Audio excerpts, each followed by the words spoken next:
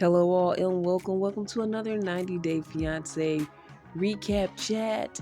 This time again, it's the spinoff of 90 Day Fiance before the 90 days. But guess what, guys? It's time for the tell all. Welcome to the tell all recap. For those of you that don't know, 90 Day Fiance is a reality show that follows couples. One person's from the US, the other from another country. We watch them navigate long distances, regular everyday relationship issues, cultural barriers, language boundaries, and the whole legal system when it comes to being man and wife when you reside in different countries, and the different challenges that you may have to go through getting that visa, which is usually a 90-day process. That's why they call it a 90-day fiance. All right, the tell all opens up and we see Lauren there out on the streets talking to pigeons. Of course, Lauren's doing something crazy, as usual. And we get to see all of the cast members kind of come through, but they're walking through the city. They're giving me, if you guys remember that show Sex in the City, they're giving me that vibe where they're walking through the street, kind of telling their story, doing their little monologue or their, I'll say, internal monologue or introduction to, them and their story. So I thought that was a kind of an entertaining way to open up this show. Brian and Lauren, they meet up first, and he shows Lauren some love, but he has a lot to say about his promiscuity, about how he got gonorrhea, and kind of how he needs to keep it together. Again, some people had different thoughts about taking advice from some of the cast members because the way that their lives are going, you may not want to take advice from them because they appear to not have it all together themselves. But this is what Brian says to about Lauren. He says some of it to his face. He says some of it to in the confessional to the producers. But that's the first meetup. Then Joe comes. But before Joe gets there, he's like, for people like Lauren and Brian, I'm not concerned. I probably won't be taking any advice from them. They shouldn't be giving it. Just basically like what I just previously said. Totally agree, Joe. Niles is on his way. He's in the vehicle traveling, and he's doing it, calling his wife Squishy Mommy on the phone. I guess they're doing FaceTime. And he's kind of nearly making out with his wife on the phone, but in a cute way. It's not gross, but yeah, they haven't seen each other in quite some time. He said he may get too mad. He hopes he doesn't get too mad at some of these crazy couples. And again, he also doesn't really want their opinions. And he said opinions are like backsides. I'm not going to use the word he used. He said everyone has one. Opinions are like backsides. Everyone has one. The only backsides he's concerned about is his wife and his own. I get it. Lauren, Brian, and Niles, they meet Vanya, as she's shown a lot of love, giving hugs, and seems like she loves on Niles. Niles is making jokes and whatnot. Seems like she has a lot of love for him. Brian says Joe looks shorter in person. She says, well, I can say the same about you. You know how people quip and all this as they meet up. They all think they got jokes. Adnan comes through, and he can't shake Vanya's hand. He shook the men's hand, but he can't shake her hand, of course. He is in the U.S. now. He did make it with his wife. I know they had arguments and issues in advance. Wasn't sure if he was going to come. But he's here. He makes fun of Lauren, like basically to his face, says, you don't have those diseases anymore, right? Brian makes remarks on Adnan's being possessive and whatnot. He kind of makes that on the side, so he doesn't say that right in front of him. So the gang is all here. Sean walks in, and it's time to start the show. And we find out, just like we found out in maybe the last couple of iterations, seasons of the 90 Day universe that some couples aren't even going to show up. And this time we find out that Renee and Chidi are a no-show. I mean, that couple, that was a crazy couple. They're one of my favorites, even though it was so messy and they were the first to break up. But we don't get to hear more from them at this time. I wish that wasn't the case. I wish at least Chidi would come on, because it seems like she might be done, but at least Chidi can kind of tell his story, because I would like to see where are they now, at least where is he now. And even I hope that Renee is in a better place as well. I'm hoping that. I feel like there's a lot of work that she needed to do on herself.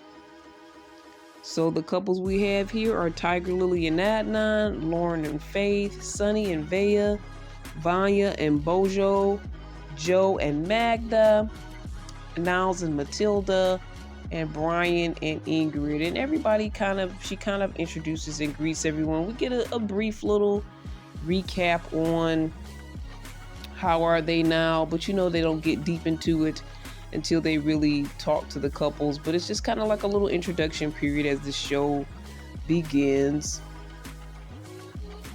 And I'm gonna start with Brian and Ingrid, I guess. We find out that they moved on. They both are seeing other people now. Niles and Matilda, it's been 10 months since he's actually seen her face to face, but they FaceTime every day over the phone.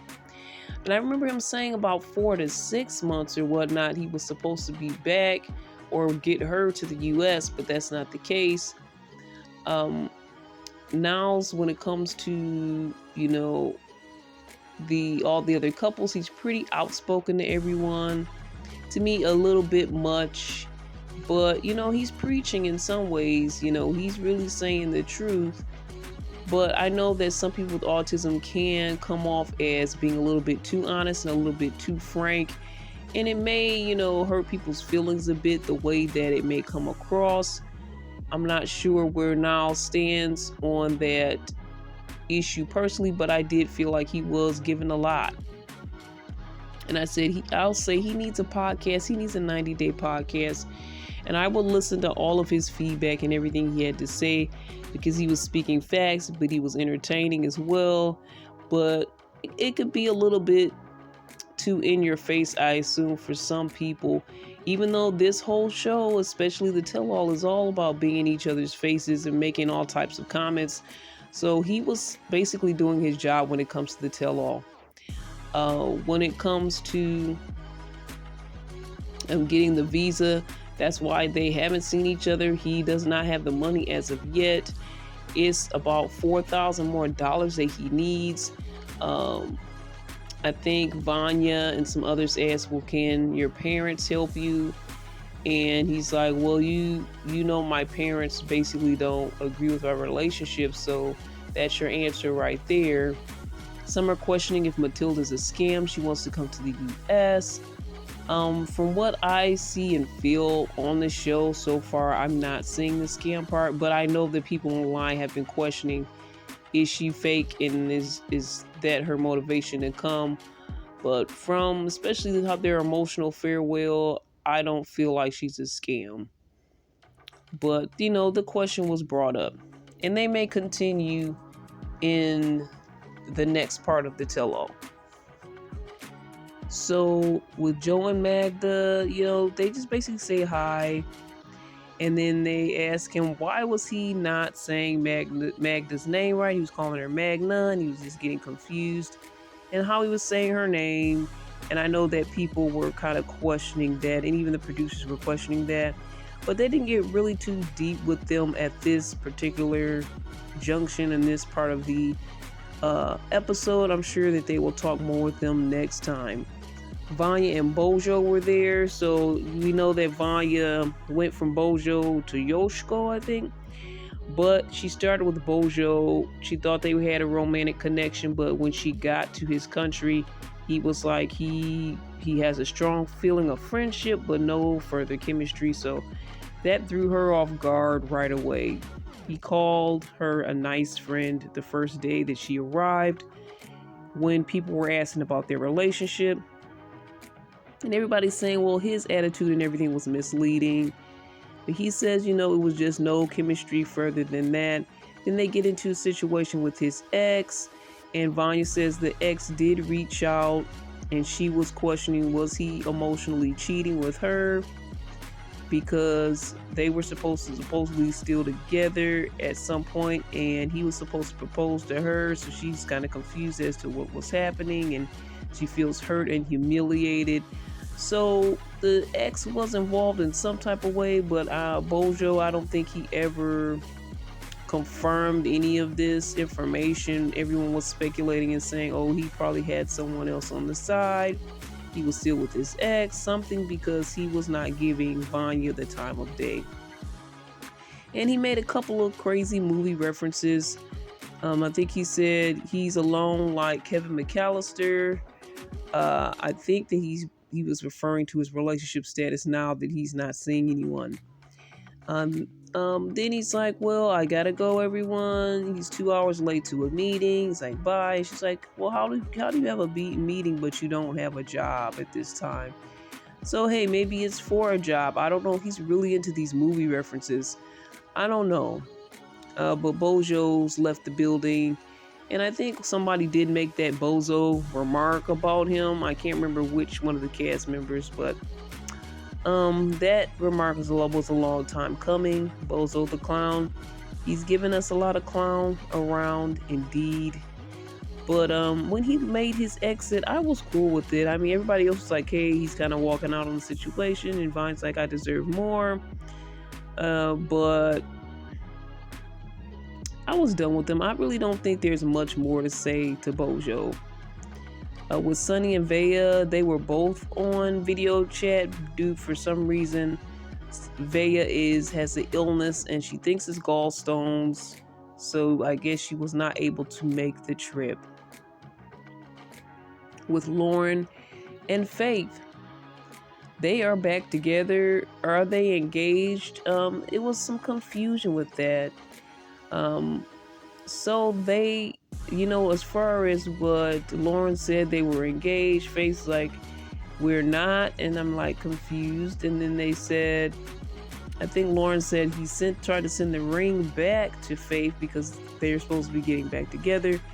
But it was stolen in the shipping process. Some thugs or something, I can't remember who he said ransacked the packaging. But like, how does he know who ransacked the packaging? How does he have first-hand knowledge of that? I don't know. Faith says that they aren't engaged, but they're back together, or getting back together was the terminology. But they're not engaged. And Vanya says, well, if you really love this person, is this really true love? And because Faith is transgender, is basically saying, this is basically my only option. This is my first love, and I don't see any other options for me that any other person will love me or any other man will love me because I'm transgender. So I kind of have to accept this messy person right here. Not that that's the terminology that was used, but that's what I'm saying. Which is really sad.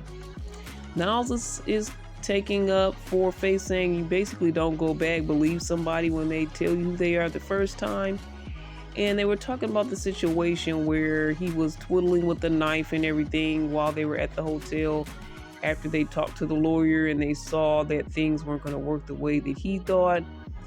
And Faith began to get fearful, even though it was a butter knife. He was twiddling with it and playing with it to the point it made Faith nervous. Now, Brian said, he thought that Faith was being a little bit too on edge over that. He didn't see it as that serious.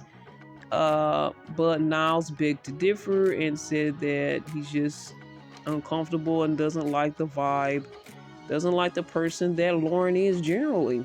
And he held nothing back.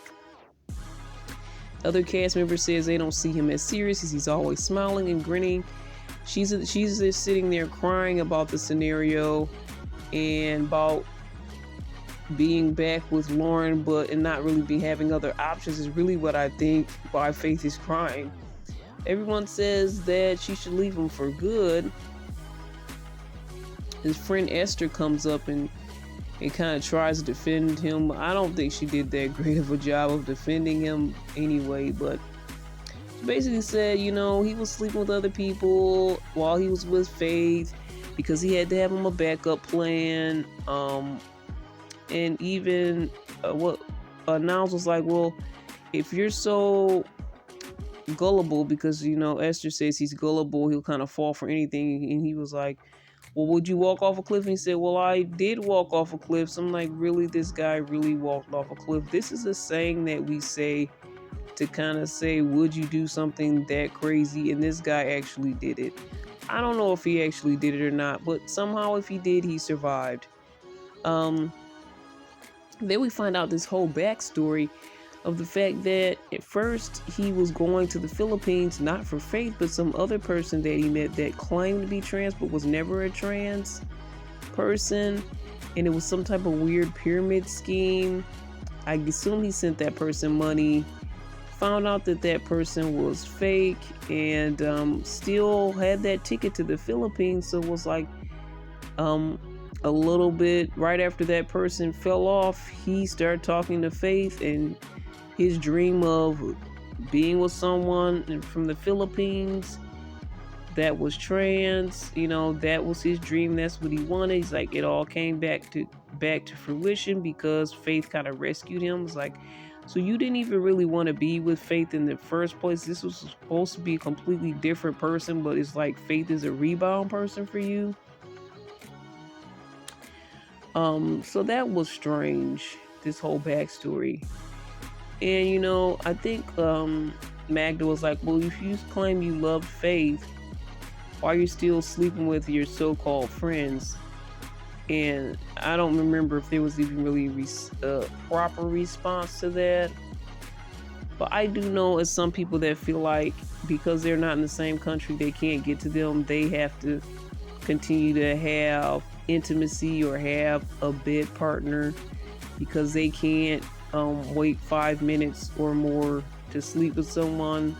They always have to have the option to sleep with someone on a regular basis. It's just like having breakfast, lunch, and dinner. They also have to bed someone at some point in some time that's not too far, or they won't be able to survive. And these are some of the claims I've heard. Then we talk about some odd footage where never seen before footage where Lauren admits that he drinks something that comes from people's bodies that I don't even want to really say the wording, and I don't know if it will be something that I can say on any platforms, but he drinks from people's body. I'll just say that. And this is how he is intimate with certain people. He enjoys this intimacy. And this is actually not the first time that I've heard this. Sadly, this is not the first time that I've heard this. And I won't take it any further because I don't want to get too personal. But I've heard this. People that are into that type of thing. All right. Everybody was pretty much disgusted, and even especially Niles. And Niles was really begging hard on Lauren. Lauren was kind of laughing it off. I don't know if anything affects him. I think he laughs a lot of things off. And we also find out, hey, he's supposedly sending Faith a lot of money. He sent Faith like $10,000, and he sends her care packages to help her family. And so Brian is questioning, hey, are you staying in this relationship even though we know that Lauren is messy, he had gonorrhea on you and all of this, but are you staying with him for the money and the care packages? And I had no idea they played it as Lauren had like no money to his name. So I was like kind of surprised that was the case.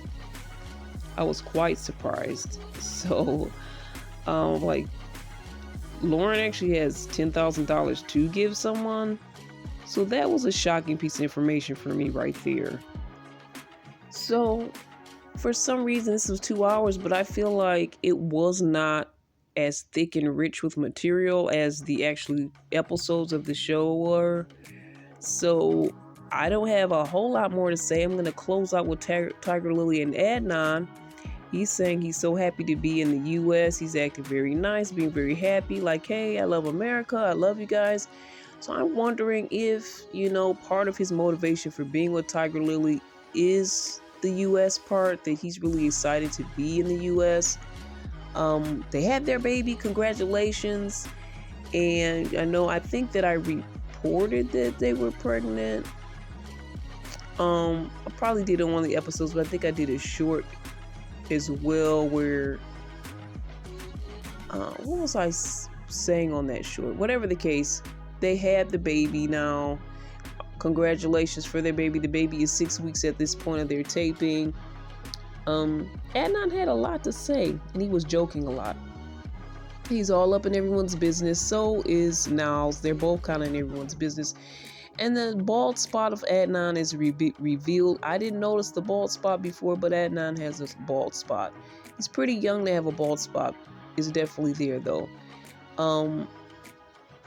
We find out he took back the power of attorney from his brother, which was a big issue between Tiger Lily and himself, because she didn't want his brother to have control over his money, because their money is together now that they're married. So he took that back.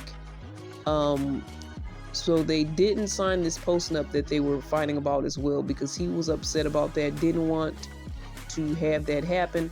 And he felt like the post-nup was going to open a lot of doors. He said some doors to the devil. So I, in a way, understand how he didn't want to have that contract between them. And he didn't want to have to tit for tat their money. He didn't want them to end up in divorce. So, on some level, I understand. I would like to know, I don't have to know, but I would like to know his assets, if they are anywhere near her assets, and if he would be using her in any way financially. That's what I would like to know, but that's really not any of my business. Then everybody's asked, well, do you think it was smart to have this quickie marriage? You didn't know what the Muslim customs were about and all of that. They're saying, well, Adnan is controlling you. And of course, he was kind of defensive on that issue, that everybody was questioning him on that. She did tell us that he did change. He does no longer have female doctors. He covers up more of his body. She basically has him, don't, just say as I do, or do as I say, but say as I do. You guys know what I'm saying. You can't just talk the talk and have me do all this stuff. Now you have to walk the walk as well. We both, if you have me under these restrictions, you have to be under restrictions as well. So I respect that she was able to get him to do that much. We find out, never before seen footage, that his mother did not raise him to treat women in a certain way, as maybe some people see the Muslim customs, but his mom did not raise him to be that way. And he feels like, she says basically she wants her sons to treat their wives basically as equals, so she can dress how she wants, and all these things is basically what the mom said. So Tiger Lily began to get more confused in this scenario. And I think there's some misconceptions to that belief system. But I know that I've heard, especially when you try to get your partner to convert to being a Muslim, that it's kind of their choice and you can't really control them or get them to do anything. And you kind of have to lead them so that they can kind of make that choice on their own. You can't push them into doing it. And even though I agree that it does sound like his mom wants, women to be treated freely, but I don't think it's to the point the way American society considers freely.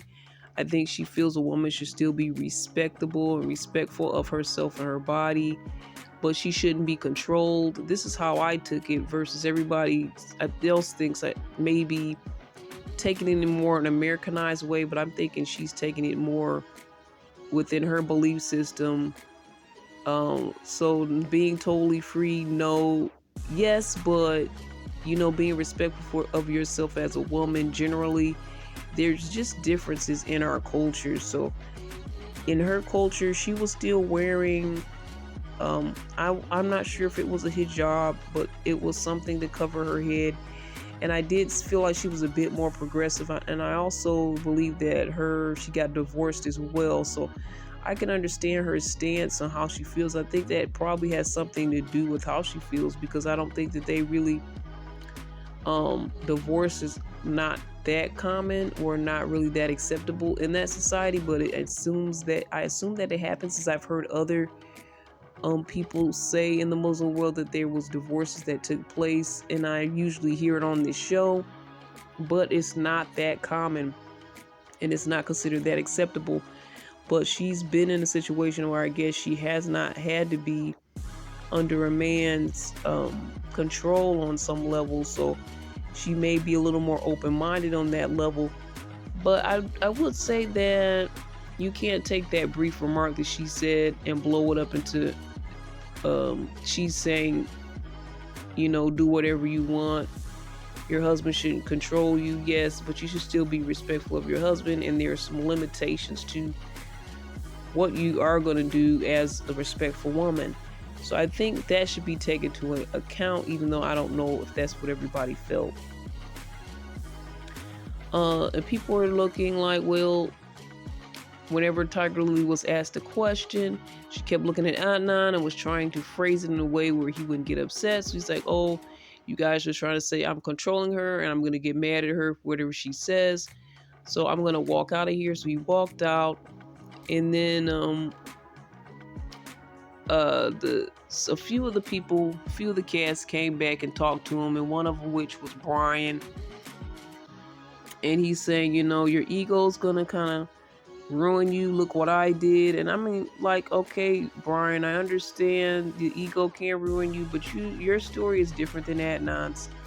Adnan does consider himself to be a good person, and I'm not saying that he's not. I do feel like he has to work on his control issues, and maybe being in America will help that, and he'll meet new people and see different ways of how to do things. I do feel like he's made a bit of progress, but I do feel like Tiger Lily has conformed a lot to be with him. But Brian's like, well, your ego can get you in situations. He's like, well, I think he said he wasn't going to take advice from somebody that's in a wheelchair, but it wasn't just that he was in the wheelchair, because when they walk back out and, he has gotten, they said he was having a tantrum or fit. He's got a break from the cast. When he comes back out, that's brought up, like, did you say that to Brian about not taking advice from someone in a wheelchair? And he says, well, yeah, it's not that you're in a wheelchair, but basically you were drinking, smoking, cheating on your wife, all these different things that you're doing. I don't know about the cheating on your wife part, but I know he's had multiple wives. I know that he was a drug dealer. So the past, you can't match his past with Adnan's past. Adnan is still a respectable man. Of course, they have different cultures and belief systems there, so there's no way that you can match that, and it's going to take time for him to kind of switch that up and change that. And I think Tiger Lily is working on him as his wife, and being an older woman, she's taken, I think, a different approach.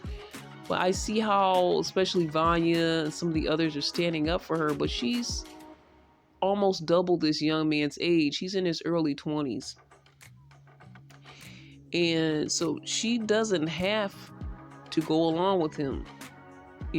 She can walk away from this marriage at any time.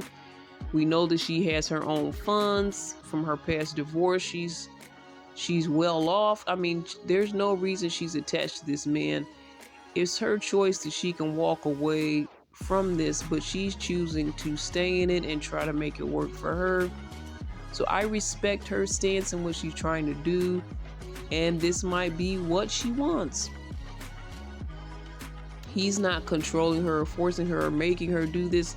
She chose to have a baby with him. She married him too fast, and instead of seeing it as a consequence, I think she's gonna take it and try to make it work for her.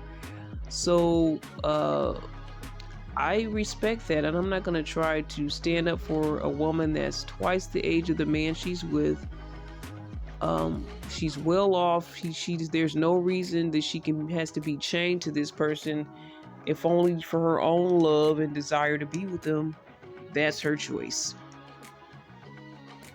So that's how I feel about that situation at the end of the day. And also with Brian, trying to advise him again. Brian and Lauren really shouldn't be giving advice, but Brian thought he was smart. He was talking a lot. He was giving some advice here and there. He wasn't wrong with all the stuff he was saying. Some of the questions he was having was kind of based off of his own insecurities about someone scamming him and trying to trick people to get in the country. I think that was his issue.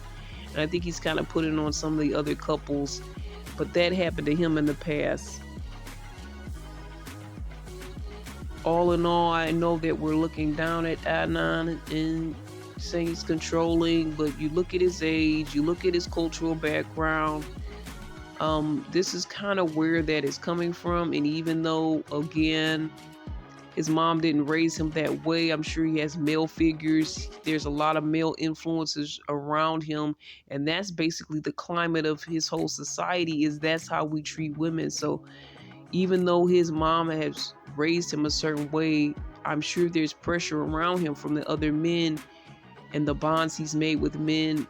The male superiority image in that culture is very strong. So I know that he probably feels a pressure to be like these other men and to live that lifestyle, and the whole jealousy that they put on the women, thinking that they're going to cheat and all of that. Tiger Lily is dressed very covered up and all of that, so they questioned that. She said, well, it was my choice.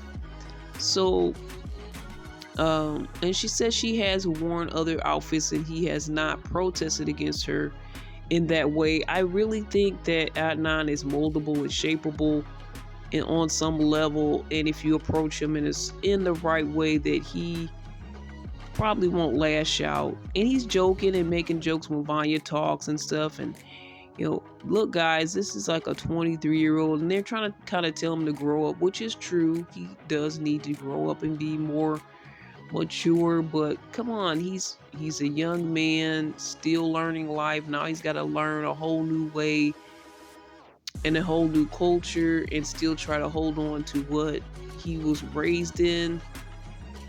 So for me, that kind of stole the show. Adnan kind of stole the show, as well as Niles. Maybe they can do a podcast together. I would enjoy to see these two back and forth banners, these whole different cultural prospects. And, Adnan did get on Niles' nerves. I think he called Niles a sugar daddy with Matilda. So he was, Niles was already rising up. The heat was on. And it looks like they're going to get into it some more in the next tell-all. But yeah, those two guys stole the episode for me. And I'm not hating on Adnan. I think he has some good points. I do think he is a fairly decent person, considering some of the things Brian has done. The way he said that he is looking out for his family and his life. He wasn't trying to judge everybody, but he wants to live a certain lifestyle for his family.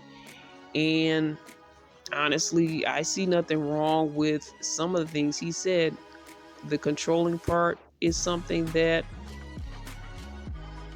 no one will ever agree with, but it's something that he has some room to grow on. And I think that Tiger Lily, the way she is approaching it as his wife, she's taking the long game here, and she's doing this wisely. And she seems like a little bit of an airhead, guys, seriously, but we know that she's probably a little bit smarter than she's playing it. And if we continue to see more from them, I think we'll see a better Adnan as he grows and grows into the man that he needs to be. He now has a son, so he has work to do. It was entertaining. It was interesting. For me, it was a little bit brief, but I kind of like the way that they went back and forth, but not too much, because there are times when they went back and forth so much that I couldn't keep up with who said what and what was going on. So I took a different approach this time when it comes to the tell-all. And I'm glad they kind of took an approach where they kind of focused on one party at a time. People kind of gave their comments, but it didn't go too out of control. So I feel like I wanted more, but I think we're going to get more in the next episode of the Tell All. So we'll talk more again, guys. 90 Day Fiance, before the 90 days, Tell All. I believe this is part 1. We are going to talk more faith, love, and trends right here on CBiz Media. All the best. God bless. We'll love your thoughts, comments, questions. Email me at cbiztv@yahoo.com. Drop your thoughts in the comments below, depending on what platform you're on. Or again, you can email me at cbiztv@yahoo.com. All the best. God bless. Until next time, this is Irene.